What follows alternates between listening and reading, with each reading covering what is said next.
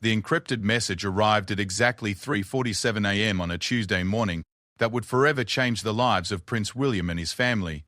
Hidden within what appeared to be routine palace correspondence was a chilling threat that made seasoned royal protection officers' blood run cold. The message was simple, direct, and terrifyingly specific.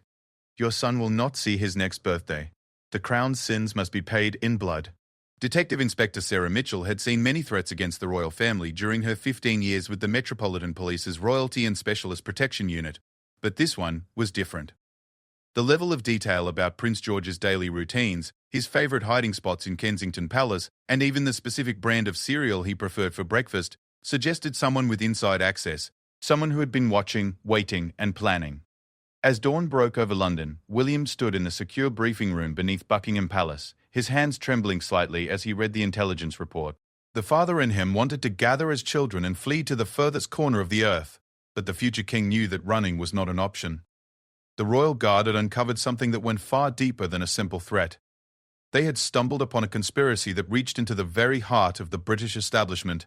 What followed would test every aspect of William's character, forcing him to choose between his duty as a royal and his instincts as a father. In the next 72 hours, he would discover that protecting his son meant confronting enemies he never knew existed, allies who could not be trusted, and secrets that the monarchy had buried for decades. This is the true story of how a father's love collided with royal duty, and how the most protected family in Britain found themselves fighting for their lives against an enemy hiding in plain sight. The morning started like any other Tuesday for Prince William. He woke at 6 o'clock sharp in his private quarters at Kensington Palace, following a routine that had become second nature over the years. The early morning run through Hyde Park, a quick review of his daily schedule, and breakfast with Catherine and the children before the chaos of royal duties began. But at exactly 7:15, as William sat across from 9-year-old Prince George, watching his eldest son struggle with his mathematics homework, his private secretary Marcus Henderson burst through the dining room doors with an expression that immediately put the prince on high alert. "Sir, we need to speak urgently," Marcus said, his voice carefully controlled, but betraying an underlying tension that William had only heard a few times before. Catherine looked up from helping Princess Charlotte with her reading, sensing the gravity in Marcus's tone. Without a word, she gathered the children and guided them toward their playroom, understanding that some conversations required privacy, even within the family.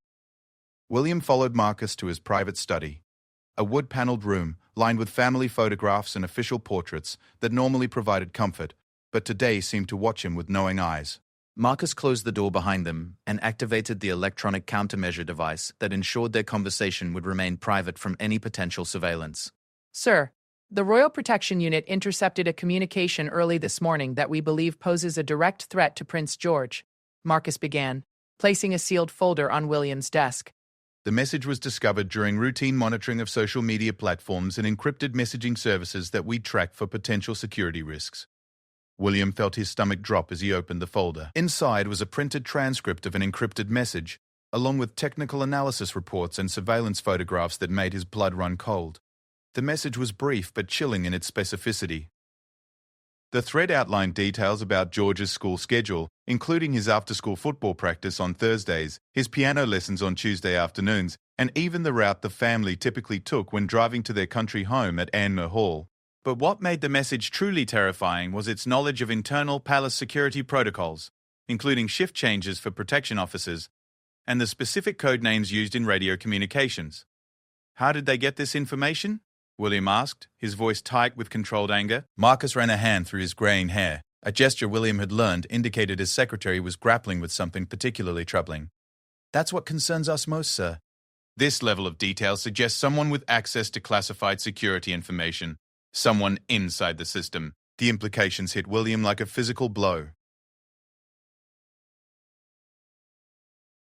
The royal family's protection depended on a carefully orchestrated network of security professionals, from the armed protection officers who accompanied them everywhere to the behind-the-scenes analysts who monitored potential threats around the clock.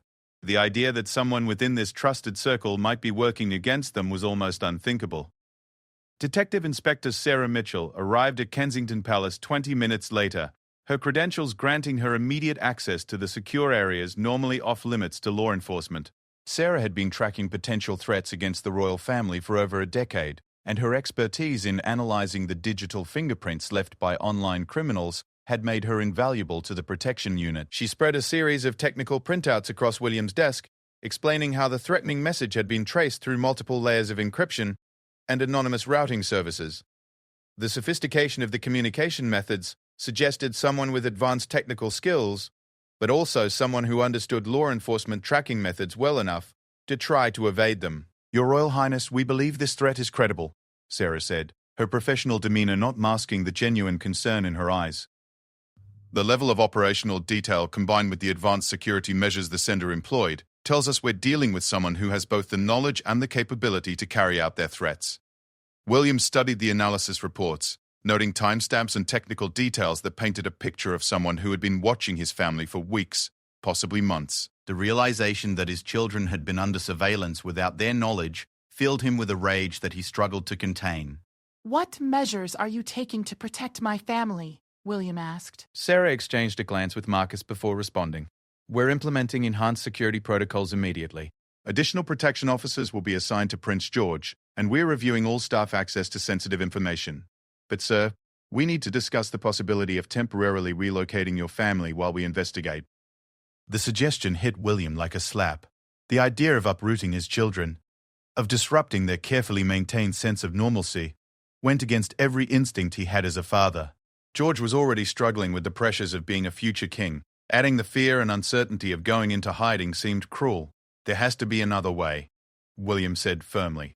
"My children deserve to feel safe in their own home. If we run every time someone makes a threat, we're teaching them that fear wins." Sarah nodded, understanding the prince's position but also knowing the very real dangers they faced. "In that case, sir, we need your complete cooperation with our investigation. That means accepting changes to your family's routine, allowing us to implement additional security measures, and trusting our judgment even when our recommendations seem excessive." As the meeting continued, William found himself grappling with a fundamental conflict between his roles as a father and as a member of the royal family. The crown had enemies, some motivated by political ideology, others by personal grievances, and still others by mental illness or a desire for notoriety. But this threat felt different, more personal and more dangerous because of its inside knowledge. The investigation began immediately. Sarah's team launched a comprehensive analysis of palace personnel, reviewing background checks, financial records, and recent behavioral patterns for anyone with access to the type of information contained in the threat. Meanwhile, the Royal Protection Unit quietly implemented enhanced security measures, adding additional officers to George's detail and installing new surveillance equipment in areas of the palace where the family spent time. William insisted on being briefed daily on the investigation's progress, despite Marcus's suggestion that such involvement might compromise his other duties. The prince made it clear that nothing was more important than his family's safety, and he would personally review every piece of evidence if necessary. The first break in the case came 3 days later, when Sarah's digital forensics team traced the encrypted message back to a computer terminal inside the Metropolitan Police's own building. The discovery sent shockwaves through both the Royal Protection Unit and the broader law enforcement community. Someone inside the police force, someone with access to royal security briefings, had been feeding information to whoever was threatening Prince George. William received the news while reviewing documents in his study, the same room where he had first learned of the threat. This time, however, the anger he felt was mixed with a cold determination. His family was being hunted by someone who had betrayed the oath to protect them, and he was not going to let that stand. The investigation now took on new urgency, with internal affairs officers joining Sarah's team to conduct a painstaking review of everyone who had access to royal security information. Phone records were analyzed, computer logs were examined, and surveillance footage from police buildings was reviewed frame by frame. As the first week of the investigation concluded, William found himself looking at his son with new eyes. George continued his normal routine, attending school and participating in after-school activities, but he was now accompanied everywhere by additional protection officers. The 9-year-old had adapted to the increased security with the resilience that children often showed, but William could see the questions in his son's eyes. The threat had not just targeted George, it had attacked the very foundation of trust that allowed the royal family to function. William knew that rebuilding that trust would require finding the person responsible and ensuring they could never threaten his family again. But as he tucked George into bed that night, listening to his son's prayers for his family's safety, William realized that the investigation was only the beginning of a much larger battle. Detective Inspector Sarah Mitchell stared at the computer screen in disbelief, reading the digital forensics report for the third time. The encrypted message threatening Prince George had been sent from a terminal inside New Scotland Yard, specifically from the computer assigned to Detective Sergeant James Crawford, a 15-year veteran of the Metropolitan Police and a member of the Royal Protection Unit's Intelligence Division. Sarah had worked with Crawford on dozens of cases over the years. He was methodical, reliable, and had never shown any signs of the anti-monarchist sentiment that might motivate such a threat. But the digital evidence was irrefutable. The message had been sent from his computer during his shift, using his login credentials.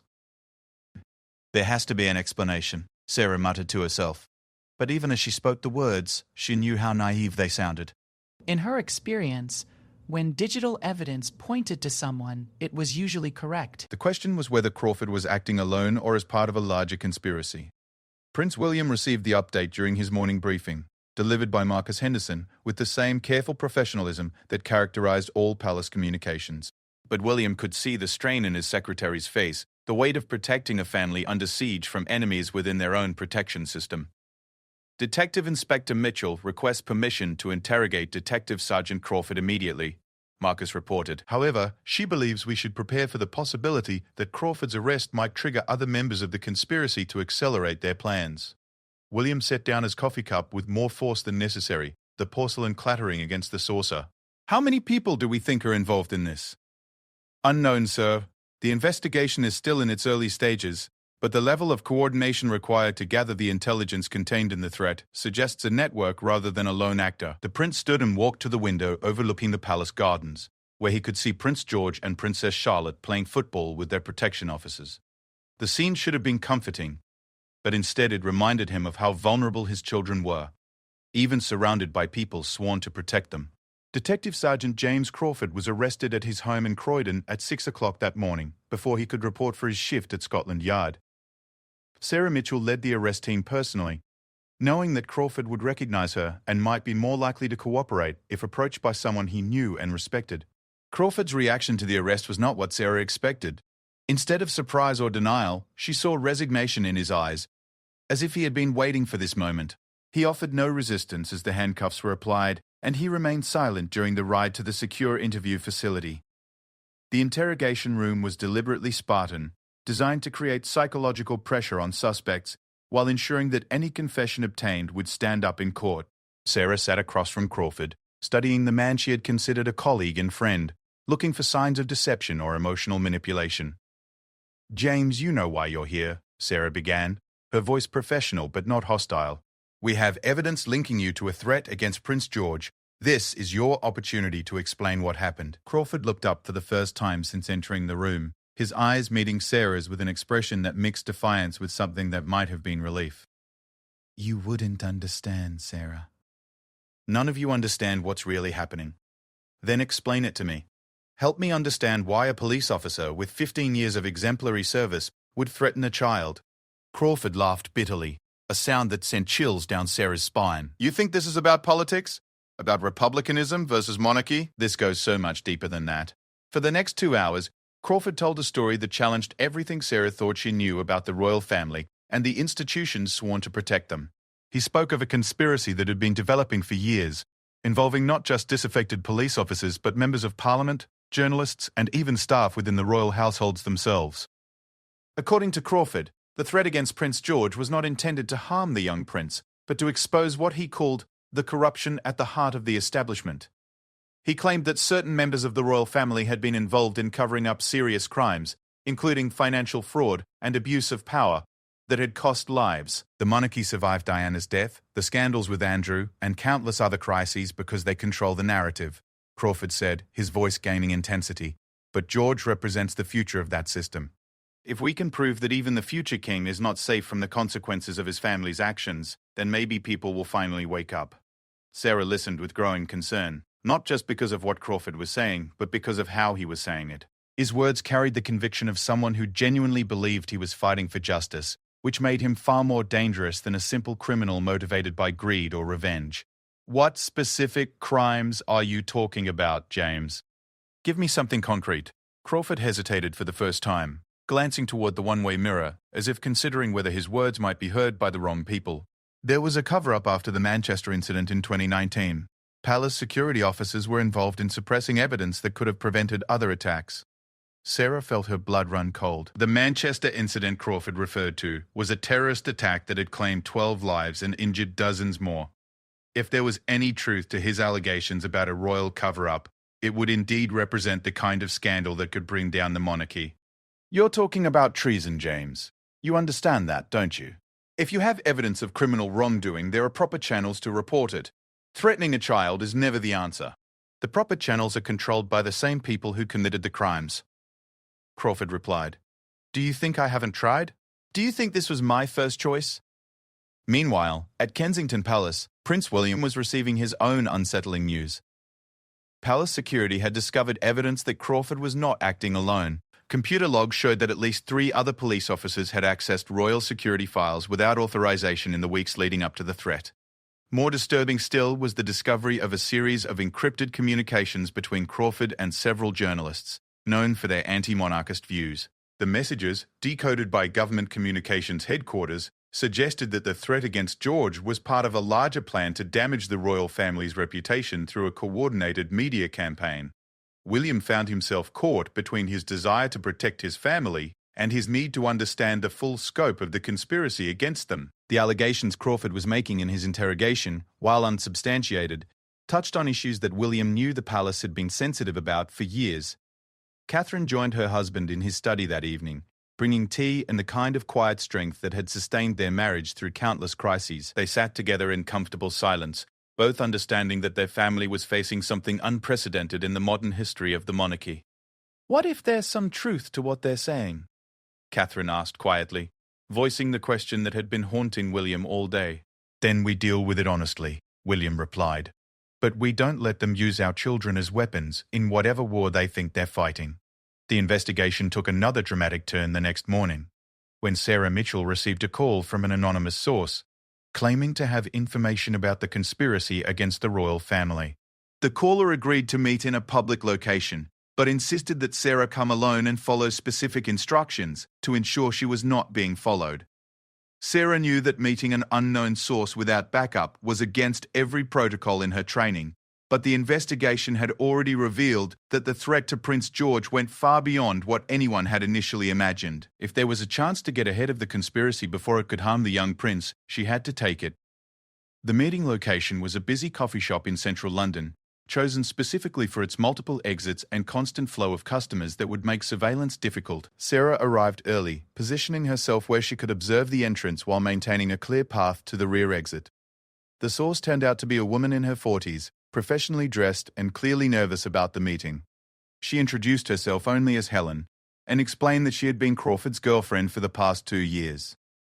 What she revealed in the next 30 minutes would change the direction of the entire investigation. According to Helen, Crawford had become increasingly obsessed with conspiracy theories about the royal family over the past year, spending hours online researching what he called the real truth about their activities. But his involvement in the plot against Prince George had not been voluntary. "They have something on him," Helen explained, her hands shaking as she spoke. "Financial records that would ruin his career and send him to prison. James isn't a bad person, but they gave him no choice." "Who is they?" Sarah asked, though she suspected she already knew the answer would be more complicated than she hoped. "I don't know all the names, but there's a group of people from different parts of the government and media who've been working together for years. They call themselves the Commonwealth Guard, and they believe the monarchy is a threat to democracy that needs to be exposed and ultimately abolished." Helen went on to explain that the Commonwealth Guard had been systematically gathering compromising information on royal family members, palace staff, and government officials for years. Their goal was not just to threaten individual royals, but to build a case that the entire system was corrupt and needed to be dismantled. The threat against Prince George was intended to be the opening move in a much larger campaign that would culminate with the release of what they claimed was evidence of serious wrongdoing by senior members of the royal family. If the palace tried to suppress their revelations, they would escalate their threats against the children until the truth came out. Sarah realized that the investigation had uncovered something far more serious than a simple threat against a royal child. The Commonwealth Guard represented a coordinated effort to undermine the monarchy itself, using Prince George as both a target and a symbol of the institution they wanted to destroy. As she made her way back to Scotland Yard, Sarah knew that protecting the young prince would require not just enhanced security measures, but a complete rethinking of how the royal family's enemies operated. The threat was not coming from the usual sources, mentally ill individuals or foreign terrorists, but from within the very institutions that were supposed to serve and protect the crown. The game had changed, and Sarah was beginning to understand that saving Prince George might require taking down an entire network of conspirators who had been planning their attack for years. The secure briefing room beneath Buckingham Palace had hosted many crisis meetings over the decades, but few had carried the weight of the emergency session convened at dawn on Friday morning. Prince William sat at the head of the polished oak table, flanked by the most senior security officials in Britain, the Director General of MI5, the Commissioner of the Metropolitan Police, the Private Secretary to the Queen, and Detective Inspector Sarah Mitchell. The investigation into the threat against Prince George had uncovered a conspiracy that reached into the highest levels of government, media, and law enforcement. What had begun as a single encrypted message had revealed a network of individuals calling themselves the Commonwealth Guard, operating with a level of sophistication that suggested state-level resources and planning. Sarah Mitchell opened the briefing by presenting a detailed organizational chart of the Commonwealth Guard, compiled from information gathered during the investigation of Detective Sergeant Crawford and his associates. The chart showed connections between journalists, members of Parliament, civil servants, and security personnel spanning multiple government departments. Your Royal Highness, we now believe that the Commonwealth Guard has been operating for at least 5 years, Sarah began, her voice steady despite the gravity of what she was reporting. Their stated goal is the abolition of the monarchy through the systematic exposure of what they claim are criminal activities by members of the royal family. The Director General of MI5, Sir Robert Thornley, leaned forward as he added his own intelligence to the briefing. Our analysis suggests that the Commonwealth Guard has been funded by a combination of foreign interests and domestic Republicans with significant financial resources. They have been gathering intelligence on the royal family through multiple sources, including corrupt officials within various government departments. Prince William studied the organizational chart, noting names he recognized from social functions and official meetings. The realization that people he had met, shaken hands with, and even shared meals with had been working to destroy his family was deeply unsettling. What specific evidence do they claim to have? William asked, though he dreaded the answer. Sir Robert exchanged glances with the other officials before responding. They alleged that certain members of the royal family were aware of security vulnerabilities that were exploited in several terrorist attacks over the past decade. They claimed to have documents proving that warnings were ignored to avoid embarrassing revelations about intelligence failures. The accusation hit William like a physical blow. The idea that his family might have prioritized their reputation over public safety was not just personally devastating, but potentially catastrophic for the monarchy's survival. Even if the allegations were false, their public release could trigger a constitutional crisis. Is there any truth to these allegations? William asked quietly. The silence that followed his question was answer enough. Finally, the Queen's private secretary, Sir Jeremy Hadfield, spoke with the careful precision that characterized all palace communications. There were discussions about certain security briefings during the period in question, sir. Concerns were raised about the potential impact on public confidence if certain intelligence failures were revealed. However, I can categorically state that no member of the royal family has ever knowingly compromised public safety. William nodded, but he understood the distinction Sir Jeremy was making. The royal family might not have actively endangered anyone, but they had been aware of information that could have saved lives, and had chosen not to reveal it for political reasons. In the hands of skilled propagandists, that distinction would be meaningless. Detective Inspector Mitchell continued her briefing, explaining how the Commonwealth Guard had orchestrated the threat against Prince George as part of a larger strategy. The goal was not actually to harm the young prince, but to force the palace into a defensive posture that would make them appear guilty of the broader allegations. They're using classic psychological warfare tactics, sir, Sarah explained. By threatening your son, they're forcing you to focus on his immediate safety rather than addressing their broader accusations. Meanwhile, they're positioning themselves as the only people brave enough to reveal the truth about royal corruption. The meeting was interrupted by the arrival of Catherine, who had driven from Kensington Palace after receiving an urgent message from William. She took a seat beside her husband, her composed demeanor not hiding the concern in her eyes as she was briefed on the latest developments. They've been watching our children for months, she said quietly after hearing Sarah's report. George, Charlotte, Louis. They've all been under surveillance by people we trusted to protect them. Sir Robert nodded gravely. I'm afraid that's correct, Your Royal Highness. The Commonwealth Guard has been building detailed profiles on all the royal children, mapping their routines, identifying their vulnerabilities, and gathering information that could be used to pressure the family into compliance with their demands. The scope of the surveillance was staggering. The Commonwealth Guard had infiltrated schools attended by royal children, compromised staff at various royal residences, and even placed operatives within charitable organizations supported by the family. They had been building their intelligence network for years, waiting for the right moment to strike. William felt a rage building inside him that he struggled to control. These people had not just threatened his family, they had violated the innocence of his children, turning their daily lives into opportunities for gathering intelligence that could be used against them. "What are our options?" he asked, his voice tight with barely controlled anger. The Director General of MI5 outlined 3 possible courses of action. The first was a comprehensive law enforcement response, arresting all known members of the Commonwealth Guard and attempting to dismantle their network through traditional criminal prosecution. The second was a more subtle approach, using counterintelligence methods to feed false information to the conspirators while gathering evidence of their activities. The third was negotiation, attempting to reach some kind of accommodation that would end the threat to the children while addressing legitimate concerns about government transparency. "I want them all arrested," William said immediately. "Every single person who participated in threatening my children needs to face the full consequences of their actions." But even as he spoke, William knew that the situation was not that simple. The Commonwealth Guard had chosen their targets and their tactics carefully. Many of their members were positioned within institutions that were crucial to the functioning of government and law enforcement. Arresting them all simultaneously could paralyze Britain's security apparatus at a time when international tensions were high. Moreover, the Commonwealth Guard had clearly prepared for the possibility of arrest by distributing their intelligence among multiple operatives and establishing dead man switches that would automatically release damaging information if their leadership was compromised. Catherine placed a hand on her husband's arm, understanding the internal conflict he was facing between his desire for justice and his responsibility to the broader stability of the realm. "What matters most is protecting our children and ensuring this never happens again," she said quietly. Detective Inspector Mitchell presented a fourth option that had emerged from her interrogation of Detective Sergeant Crawford. The Commonwealth Guard's activities had not been entirely illegal. Many of their intelligence-gathering efforts fell into grey areas of the law that made prosecution difficult. However, their threat against Prince George and their broader conspiracy to undermine the monarchy could be prosecuted under terrorism statutes if the evidence could be properly developed. "Crawford has agreed to cooperate with our investigation in exchange for a reduced sentence," Sarah reported. "He's provided us with detailed information about the Commonwealth Guard's structure, funding sources, and planned operations.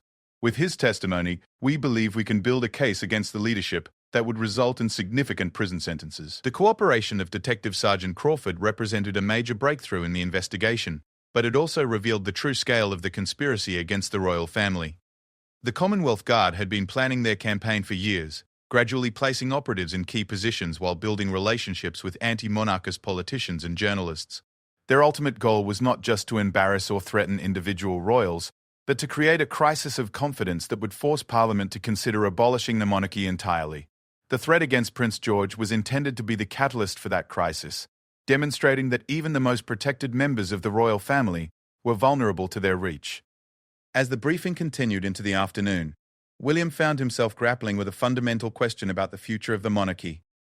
The Commonwealth Guard represented more than just a security threat. They represented a sophisticated political movement that had identified real vulnerabilities in the royal system and was prepared to exploit them ruthlessly. The traditional responses to threats against the royal family, enhanced security, media management, and quiet diplomacy were inadequate against an enemy that had spent years studying those very methods and developing countermeasures. Protecting Prince George would require not just stopping the immediate threat, but fundamentally changing how the monarchy operated in the modern world. Sir Jeremy Hadfield raised a concern that had been weighing on everyone's mind since the scope of the Commonwealth Guard conspiracy had become clear. "Sir, we must consider the possibility that some of their allegations may eventually become public regardless of our response to the immediate threat. We need to prepare for that scenario." William understood the implication. Even if they successfully neutralized the Commonwealth Guard, the information they had gathered about royal activities over the past decade would not simply disappear. Other enemies of the monarchy would eventually gain access to that intelligence, and the royal family would need to be prepared to address allegations that had been years in the making. The meeting concluded with the authorization of a coordinated operation to simultaneously arrest the leadership of the Commonwealth Guard while protecting the evidence they had gathered from destruction. The operation, codenamed Sovereign Shield, would involve MI5, the Metropolitan Police, and specialized units from the military. As the officials filed out of the briefing room, William remained behind with Catherine, both of them struggling to process the magnitude of what they had learned. Their family had not just been threatened by a few disgruntled individuals, they had been the target of a years-long campaign by people with the resources and expertise to pose a genuine threat to the survival of the monarchy itself. "How do we explain this to the children?" Catherine asked, voicing the question that had been haunting both of them. William took her hand, drawing strength from her presence, as he had so many times before. "We tell them the truth, adapted for their ages. They need to understand that some people disagree with our family's role in the country, but that doesn't make them bad people, or us bad people. And we make sure they know that their safety is our absolute priority." As they prepared to return to Kensington Palace, both William and Catherine knew that their family would never be the same. The innocence that had allowed their children to live relatively normal lives had been shattered by the discovery of the Commonwealth Guard conspiracy. From now on, every interaction, every public appearance, and every moment of their children's lives would be filtered through the knowledge that there were people working actively to destroy everything they represented. The threat against Prince George had revealed that the monarchy's enemies were far more sophisticated and dangerous than anyone had imagined. But it had also shown that when the institution was truly threatened, the full resources of the British state would be mobilized to defend it. The question now was whether that would be enough to protect a 9-year-old boy who had never asked to be the target of such hatred. The pre-dawn darkness of London was broken by the synchronized movement of unmarked vehicles through the city's streets. Operation Sovereign Shield was beginning, the largest coordinated law enforcement action in British history targeting domestic threats against the monarchy. In secure locations across the country, teams of armed police officers, MI5 operatives, and specialized counter-terrorism units were preparing to simultaneously arrest the leadership of the Commonwealth Guard. Prince William stood in the palace's secure command center, watching banks of monitors that displayed real-time feeds from dozens of arrest locations. Despite the professional advice that he should remain uninvolved in the operational details, William had insisted on observing the takedown of the conspiracy that had threatened his son's life. Detective Inspector Sarah Mitchell coordinated the operation from Scotland Yard, her voice calm and professional as she managed the complex logistics of arresting suspects across multiple jurisdictions while ensuring that critical evidence was secured before it could be destroyed. "Alpha Team, you are authorized to breach at Location 7. Sarah's voice crackled over the radio network. "Target is confirmed inside the building. Be advised that subject may be armed and has expressed willingness to resist arrest."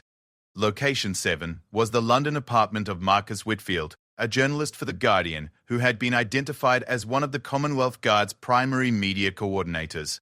Intelligence suggested that Whitfield possessed extensive documentation of the group's activities, including the original plans for the campaign against Prince George. The apartment building was surrounded before dawn, with snipers positioned on adjacent rooftops and specialist teams covering all possible escape routes. When the arrest team broke down Whitfield's front door at exactly 6 o'clock in the morning, they found him attempting to destroy computer hard drives with a hammer. "Marcus Whitfield, you are under arrest on suspicion of conspiracy to commit terrorism and making threats against members of the royal family," the lead officer announced as Whitfield was handcuffed and led away. The partially destroyed computer equipment was carefully collected by digital forensic specialists who would attempt to recover any salvageable data. Simultaneously, similar scenes were playing out across the country. In Edinburgh, police arrested Dr. Helena Morrison, a university professor who had been using her academic position to recruit students into the Commonwealth Guard's intelligence network. In Manchester, armed officers detained Robert Chen, a civil servant in the Department for Transport who had been providing the group with classified information about royal travel arrangements. The most sensitive arrest took place in Westminster, where Jonathan Pearce, a member of Parliament for a constituency in Yorkshire, was taken into custody as he arrived at the House of Commons for an early meeting. Pearce's involvement with the Commonwealth Guard represented a direct threat to parliamentary privilege and could trigger a constitutional crisis if not handled carefully. Prince William watched the arrests unfold with a mixture of satisfaction and apprehension. Each successful detention brought his family closer to safety, but it also revealed the extent to which their enemies had penetrated Britain's most trusted institutions. "Sir, we have a problem at Location 12. Sarah Mitchell's voice cut through the command center's controlled tension. "Target has barricaded himself inside and is threatening to release sensitive information if we attempt entry." Location 12 was the home of David Carmichael, a former MI6 operative who had been identified as the Commonwealth Guard's operational commander.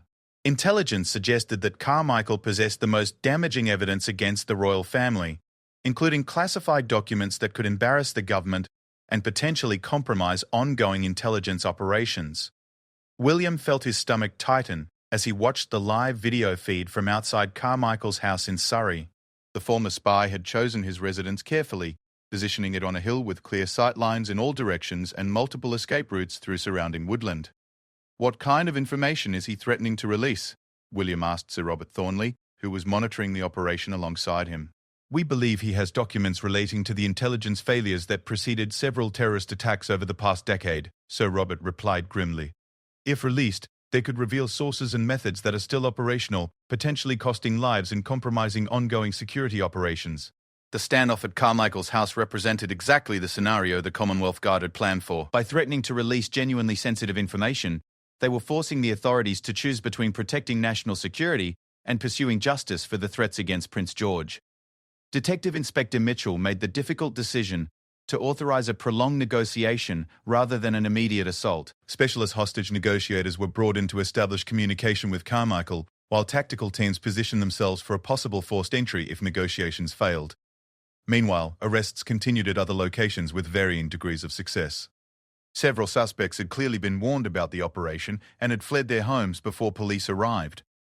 Others had destroyed evidence or activated security measures designed to prevent their computer systems from being accessed.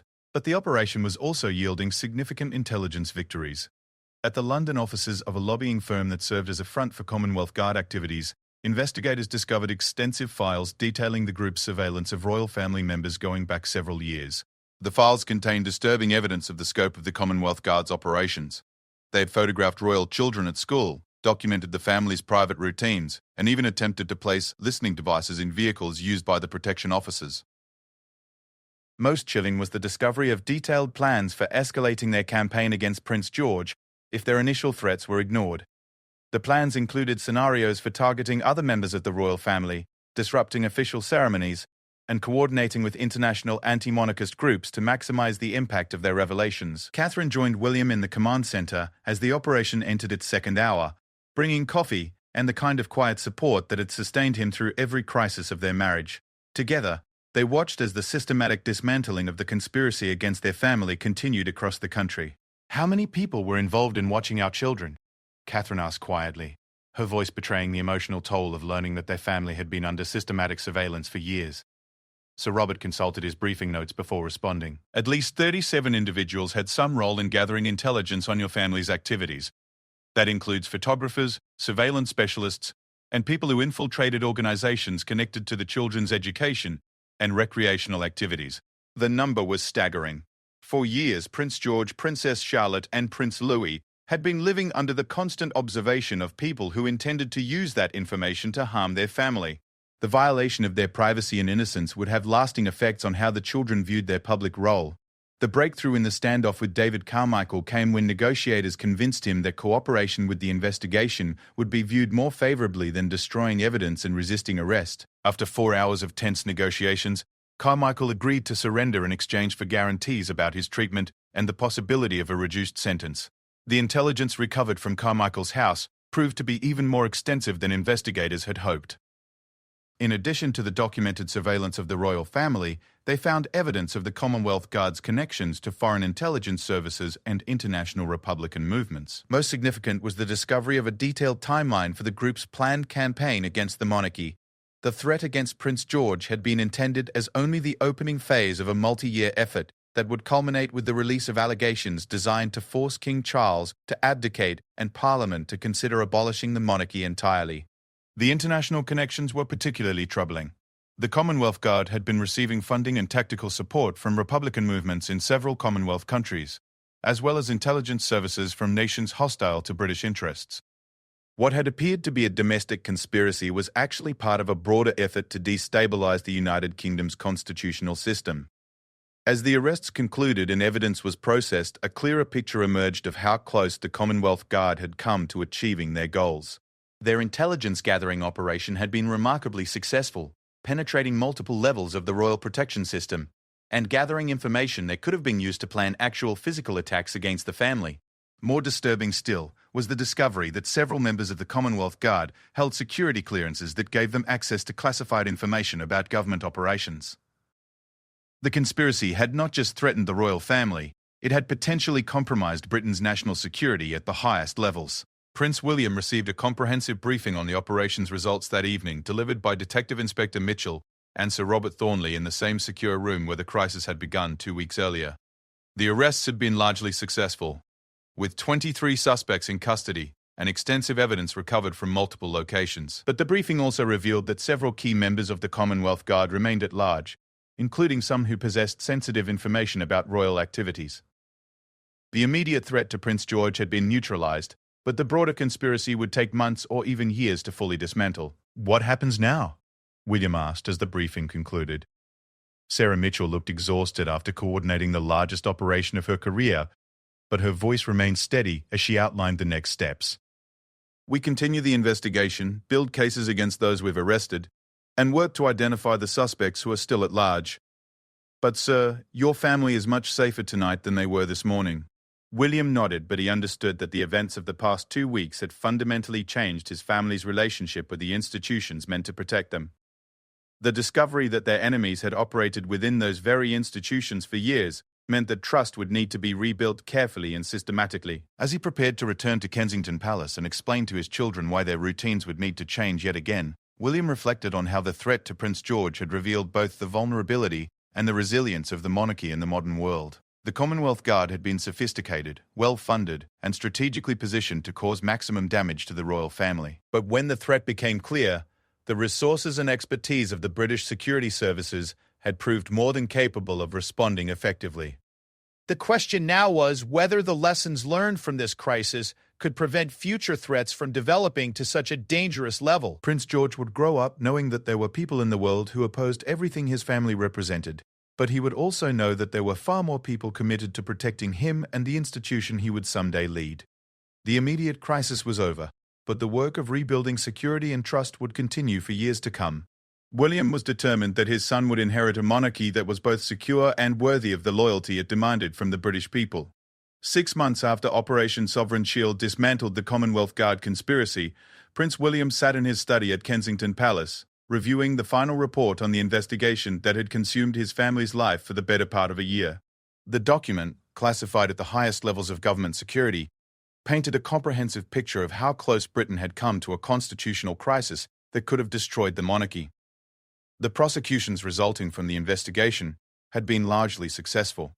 Marcus Whitfield, the journalist who had served as the Commonwealth Guard's media coordinator, had been sentenced to 12 years in prison for conspiracy to commit terrorism.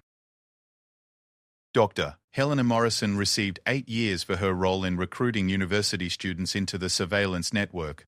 Most significantly, David Carmichael, the former MI6 operative who had orchestrated the intelligence-gathering operation against the royal family, was sentenced to 25 years, effectively a life sentence given his age. Detective Sergeant James Crawford, whose cooperation had been crucial to unravelling the conspiracy, received a reduced sentence of 6 years in exchange for his testimony. During the trial, it emerged that Crawford had been blackmailed into participation after the Commonwealth Guard discovered evidence of financial irregularities in his personal accounts. His case highlighted how the conspirators had used leverage against vulnerable individuals to build their network. But the legal victories could not undo the damage that had been done to Prince William's family and their sense of security. The knowledge that they had been under systematic surveillance for years had fundamentally changed how they approached their daily lives and public duties. Prince George, now 10 years old, had adapted to the enhanced security measures with remarkable resilience, but William could see the subtle ways the crisis had affected his eldest son. The boy was more aware of his surroundings, more cautious about trusting new people, and occasionally asked questions about why some people disliked his family so intensely. The conversation William had dreaded finally came on a quiet Sunday afternoon as he and George walked through the gardens at Anmer Hall, accompanied by protection officers who maintained a discreet distance. George had been unusually quiet during lunch, and William sensed that something was troubling him. "Dad, why did those people want to hurt me?" George asked suddenly, his voice carrying the kind of directness that children used when approaching subjects adults found difficult. William had rehearsed this conversation many times with Catherine, knowing that George deserved honest answers appropriate for his age and maturity level. They had decided to emphasize the concepts of duty, service, and the reality that leadership sometimes attracted opposition, without overwhelming their son with adult fears. "Some people believe that our family shouldn't have the role we do in the country," William explained, choosing his words carefully. "They think that having a royal family is old-fashioned, and that Britain would be better without us." Most people who feel that way express their opinions through voting and peaceful protest, which is their right in a democracy. "But these people were different?" George asked, demonstrating the perceptive intelligence that reminded William so much of his own mother. "Yes, they were different. Instead of working to change things through proper legal channels, they decided to try to frighten us into giving up our duties. That's never acceptable, regardless of what someone believes about the monarchy." George walked in silence for several minutes, processing what his father had told him. Finally, he asked the question that William had been expecting. "Are there other people like them?" "There might be," William admitted, knowing that lying would ultimately be more harmful than frightening his son with the truth. "That's why we have so many people working to keep us safe. But George, you need to understand that the vast majority of people in this country support our family and the work we do. The people who threatened us were a very small group who represented no one but themselves." The conversation continued as they walked, with William trying to balance honesty about the threats they faced, with reassurance about the security measures in place to protect them. By the time they returned to the house, George seemed to have processed the information in the straightforward way that children often handle difficult truths better than adults. The broader impact of the Commonwealth Guard conspiracy extended far beyond the royal family. The revelation that the group had received funding and support from foreign intelligence services led to a comprehensive review of Britain's counter-intelligence capabilities and the security clearance process for government employees. Parliament established a special committee to investigate how the conspiracy had been able to operate undetected for so long, and to recommend changes to prevent similar threats in the future. The committee's classified report, presented to the Prime Minister 6 months after the arrests, identified serious gaps in interagency communication and recommended significant reforms to the security services. One of the most significant changes was the establishment of a new joint intelligence unit specifically focused on domestic threats to constitutional institutions. The unit, drawing personnel from MI5, the Metropolitan Police, and the Government Communications Headquarters, was tasked with monitoring potential threats to the monarchy, Parliament, and the judicial system. The Commonwealth Guard investigation had also revealed the extent to which social media and encrypted communications could be used to coordinate sophisticated intelligence operations. In response, the government introduced new legislation giving security services enhanced powers to monitor digital communications while maintaining appropriate privacy protections for law-abiding citizens. For Detective Inspector Sarah Mitchell, the successful conclusion of the investigation marked the pinnacle of her career with the Metropolitan Police. She was promoted to Detective Chief Inspector and assigned to lead the new Royal Protection Intelligence Unit, a role that would make her responsible for preventing future conspiracies before they could threaten the royal family. Sarah's experience investigating the Commonwealth Guard had taught her that the traditional approach to royal protection, focusing primarily on physical security and obvious threats, was inadequate for the modern world. The new unit would take a more proactive approach, identifying potential threats at the earliest stages and disrupting them before they could develop into serious dangers. The international dimension of the Commonwealth Guard conspiracy led to diplomatic complications that took months to resolve. Several Commonwealth countries were forced to investigate their own Republican movements for connections to the British conspiracy, while nations identified as providing funding or support faced sanctions and diplomatic pressure. The most serious international incident involved the discovery that a senior official in the Australian Republican movement had been coordinating with the Commonwealth Guard and had provided intelligence about planned royal visits to Australia. The revelation led to a temporary cooling of relations between Britain and Australia and forced both governments to review their security cooperation agreements. Despite the successful dismantling of the immediate conspiracy, Prince William knew that the fundamental challenges facing the monarchy in the 21st century had not been resolved. The Commonwealth Guard had exploited real tensions between the traditional role of the royal family and modern democratic values, tensions that would continue to create opportunities for future enemies. William began working with constitutional scholars and political advisors to develop a long-term strategy for addressing these challenges while preserving the essential functions of the monarchy. The strategy focused on increasing transparency in royal activities, strengthening connections with younger generations, and demonstrating the continued relevance of the institution in a rapidly changing world.